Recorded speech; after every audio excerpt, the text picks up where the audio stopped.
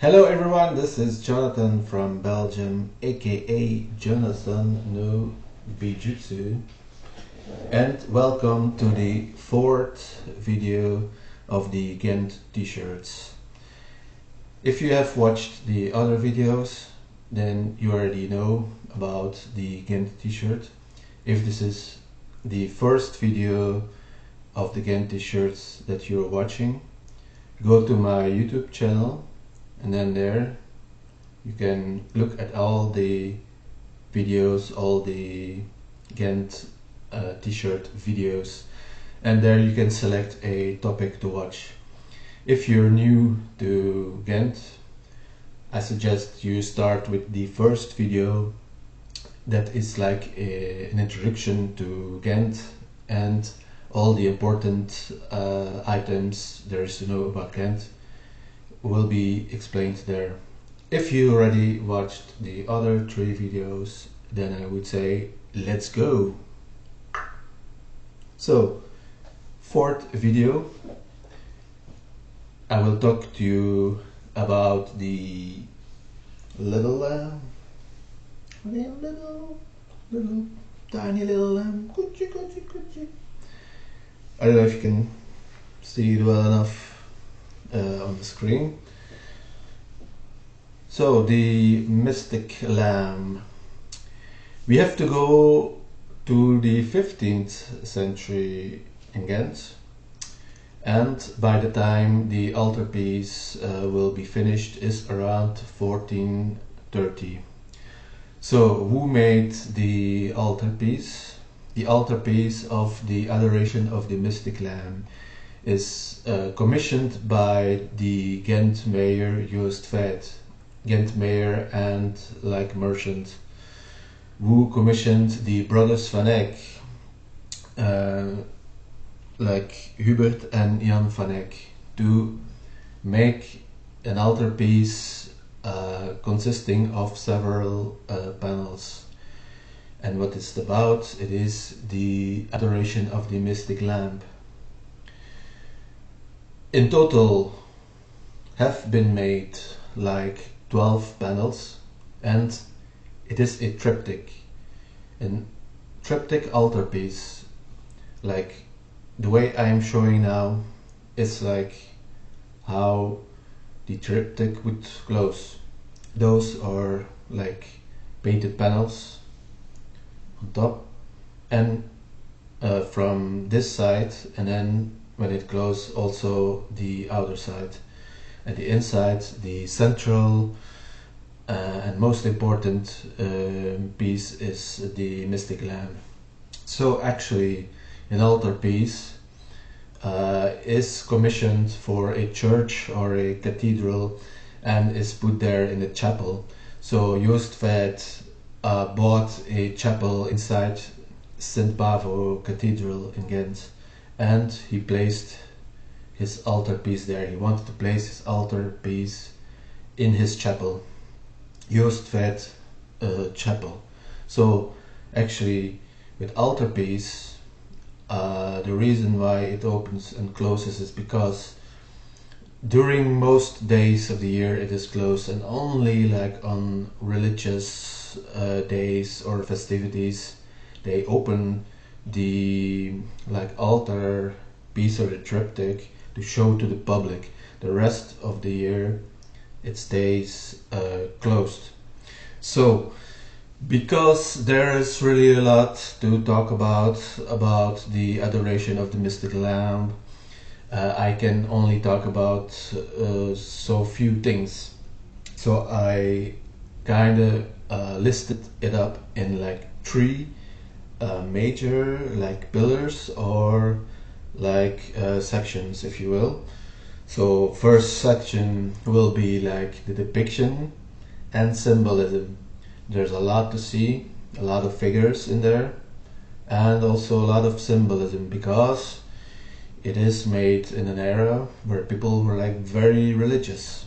So it was very normal to commission like a religious art piece. Also it is from the Flemish primitive artists. I will come back to that later.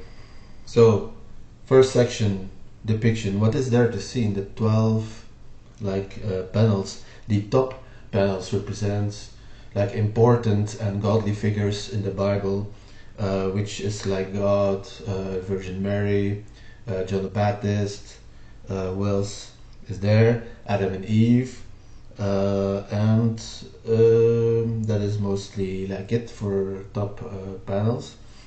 The central panel is like the most important panel. It's like the main like attraction of the whole like altarpiece. That's what made like people from all over the world come, see and watch the little tiny lamb.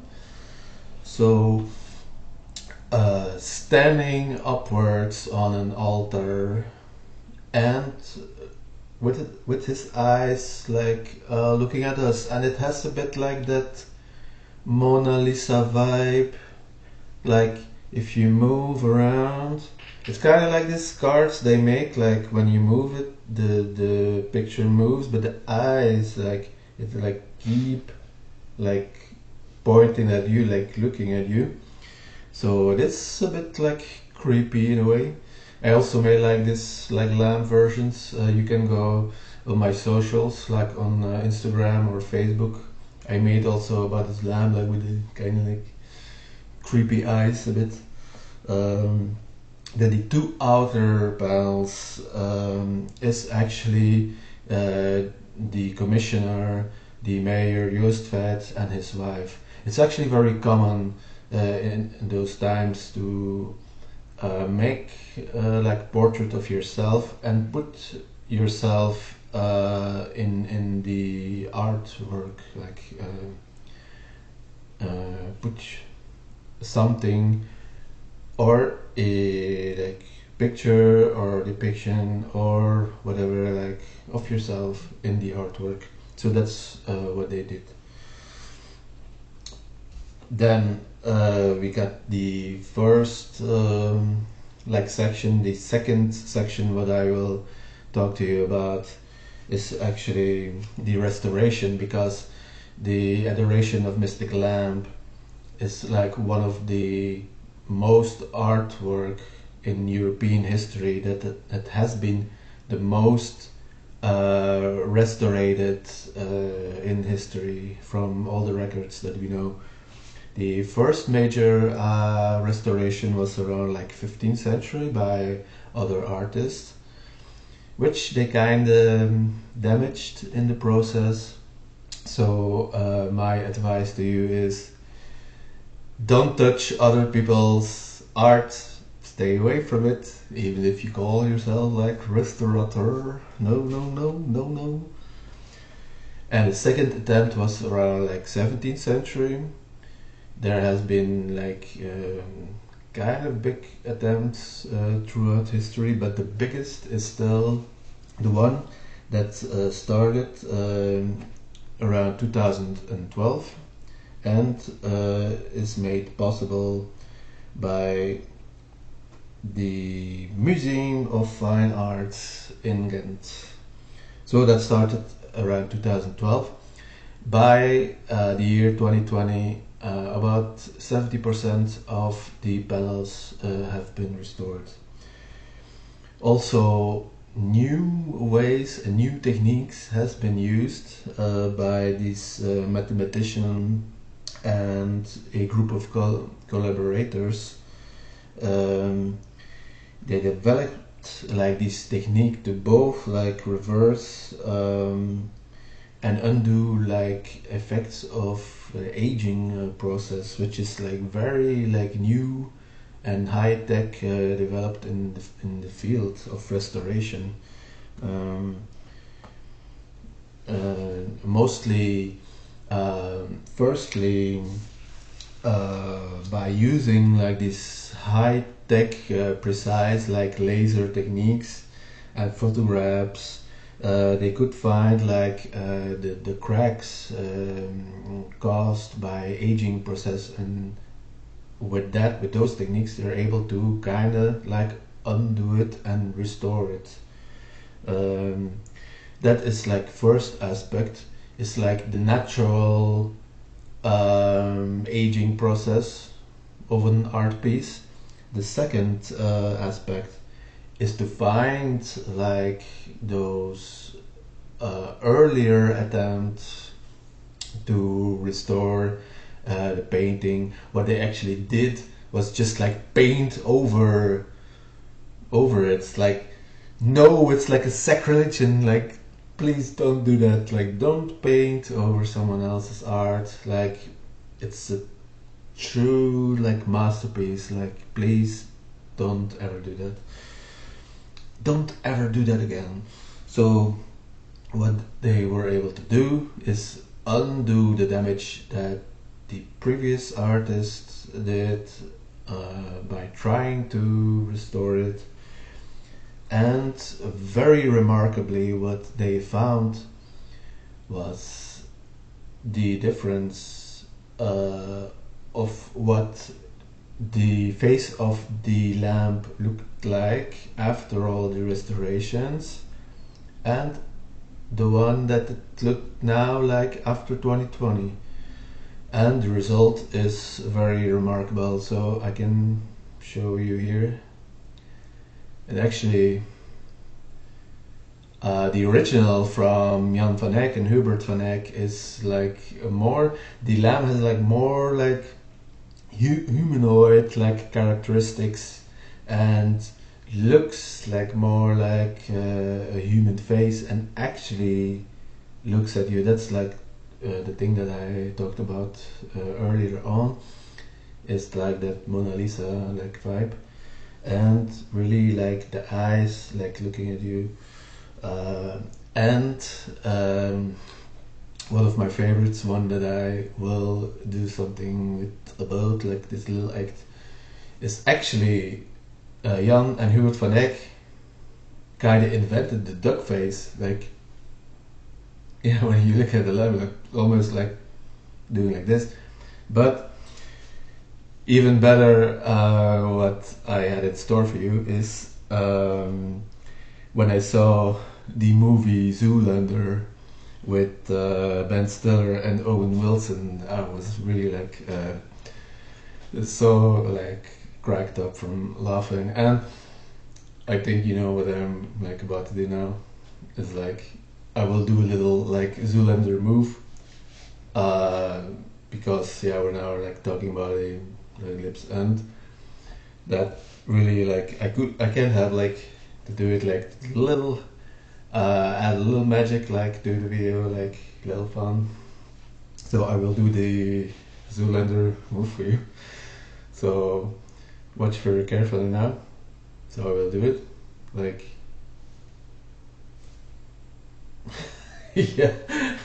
So I actually did like in previous attempts like recordings, and it looked a little better I think, but still when I saw that the first time I was like really like cracked up from laughing, and that made me think of the lab actually, like the way it looks like with the lips. So then moving on to the third section and third pillar of the masterpiece is actually crimes, theft and mystery. Besides being an art piece that has been restored the most of all the artworks in through history, it has also been the most wanted, and actually they have tried to steal it like most of the times from all artwork in history. Like I can tell you about like 13 attempts to steal it. Then this one time they actually succeeded, and this is like the real life Da Vinci Code. Like forget the like Hollywood version Da Vinci Code. Yeah, there's a lot of Hollywood, like it's not real, like blah blah. Like this is a true story, and a real like Da Vinci Code.